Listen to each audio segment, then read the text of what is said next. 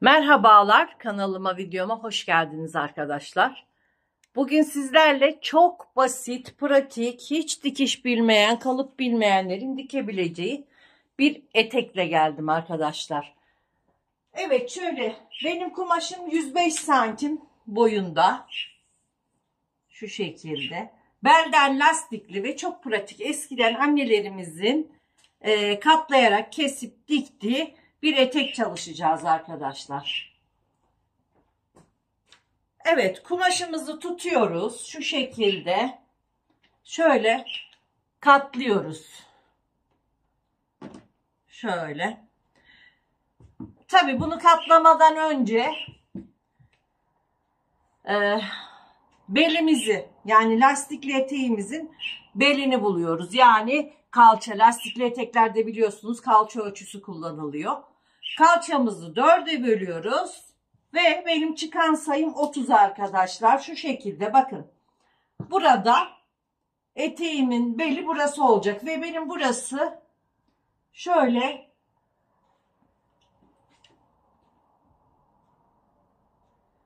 32 santim olacak arkadaşlar. Yani belim 32 santim olacak ve kumaşımızı bu şekilde şöyle katlıyoruz.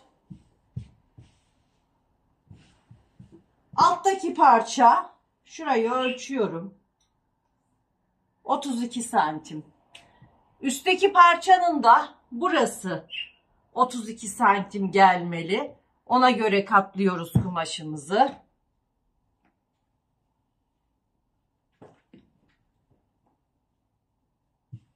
Evet. Şöyle ayarlıyoruz. Bakın. Burası da 32 geliyor.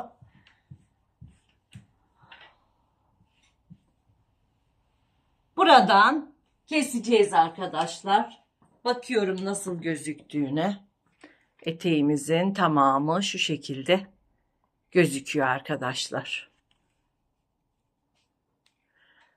Evet, şimdi belimize göre, yani lastikli olduğu için kalçamıza göre belimizi ayarladık ve şuradan pratik bir şekilde kesiyoruz eteğimizi. Buradan.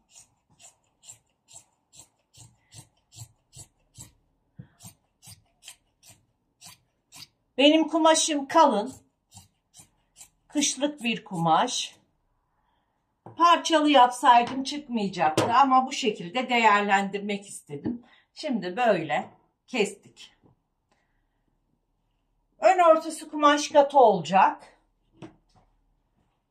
Arka ortası dikişli olacak arkadaşlar. Bu şekilde kesildiği için. Şimdi şöyle katlıyoruz.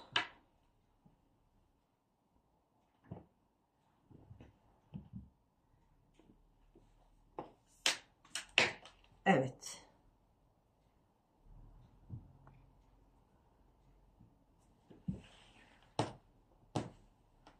Şöyle katlayalım.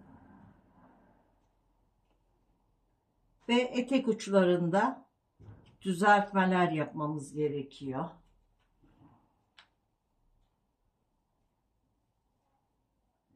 Şurası arka ortası. Arka ortasıyla ön ortasını şöyle düzelterek katlıyorum. Arka ortasını dikeceğim için şöyle 1 santim dışarı çıkararak bir overlock geçeceğim. Overlock payını dışarı çıkararak katlıyorum.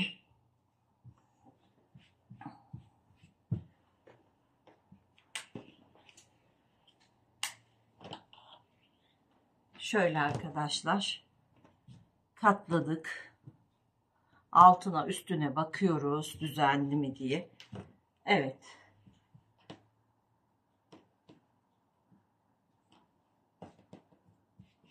Alttaki parçamız arka. Arkadan 1 santim dikiş payı veriyoruz. Yanlardan biraz fazlalık çıkacak. Bizim ölçümüz 30'du. Biz 32 yaptık. O yüzden şimdi yanlardan düzeltiyorum ben.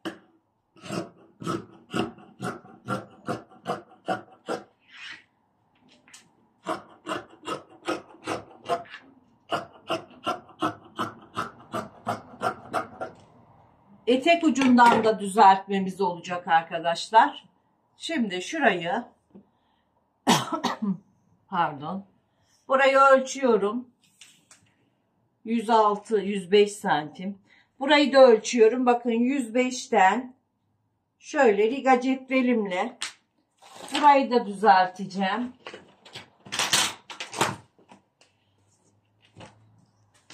Bakın. Şu şekilde düzelttiğim zaman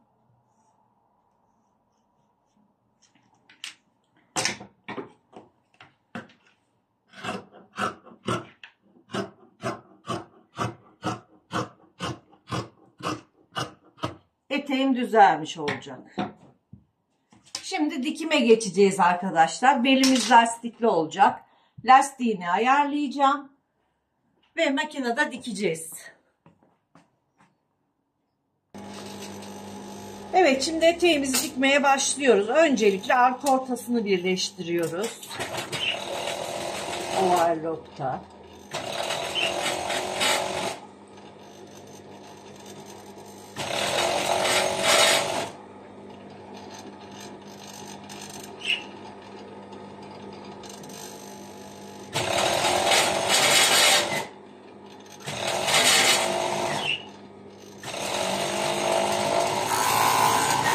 Arka ortasını birleştirdikten sonra açıyoruz şöyle. Yanları dikeceğiz. Bakın arkayı alta yerleştiriyorum. Ön eteğimi alıyorum. Belden başlıyoruz. Şöyle.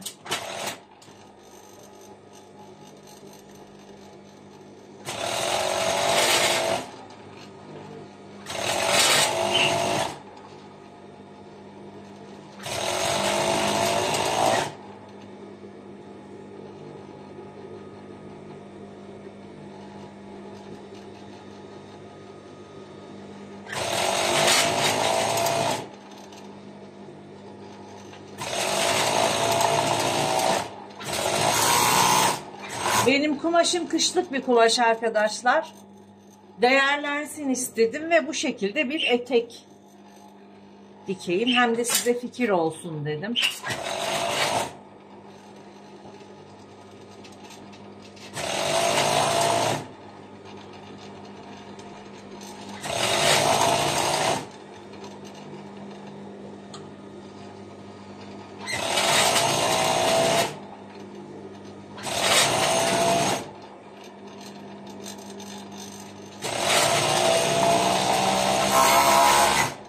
Evet arkadaşlar, eteğimi çeviriyorum. Benim eteğim büyük beden bir etek arkadaşlar. Lastiğimi belime göre ayarladım. Lastiğimi şimdi şöyle ikiye bölüyorum. Şuradan tutuyorum. Ve overlock'ta lastiğimizi takacağız.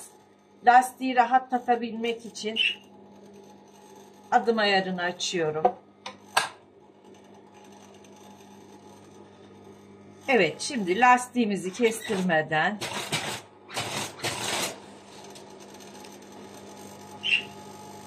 şöyle tutup dikiyoruz.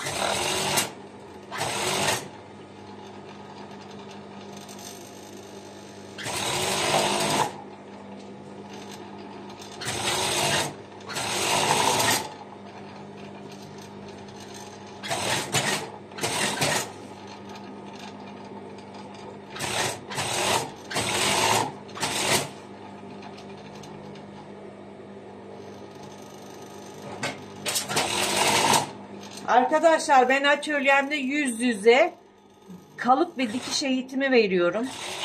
Kalıp ve dikiş eğitimi almak isteyenler Ankara'da olup da eğitim almak isteyen olursa Instagram'dan bana ulaşabilir. Instagram sayfam Müçer Hülya.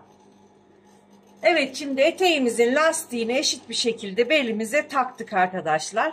Şimdi ben reçmede bunu böyle dikeceğim. Etek ucunu da katlayacağım. Şu şekilde katlayacağım. Siz düz makinede de yapabilirsiniz. Ben reçmede bu işlemleri yapacağım. Ütüleyip geliyorum arkadaşlar. Evet arkadaşlar, gördüğünüz gibi eteğimiz bitti. Ve çok güzel bir etek oldu arkadaşlar. Bakın, kalıp yok. Fazla bir hesaplama yok. Sadece kalça ölçüsünü bele uyguluyorsunuz. Katlayarak kesip dikiyoruz arkadaşlar. Bakın, arka ortası bu şekilde dikişli oluyor. Ve çok güzel, basitçe, kolay bir etek dikmiş oluyoruz arkadaşlar. Benim eteğim büyük beden. Ben kumaşım büyük beden verdiği için bu şekilde büyük beden dikmek istedim. Siz kendi ölçünüze göre dikebilirsiniz arkadaşlar. Beğeni ve yorumlarınızı bekliyorum. Hoşça kalın, sağlıkla kalın arkadaşlar.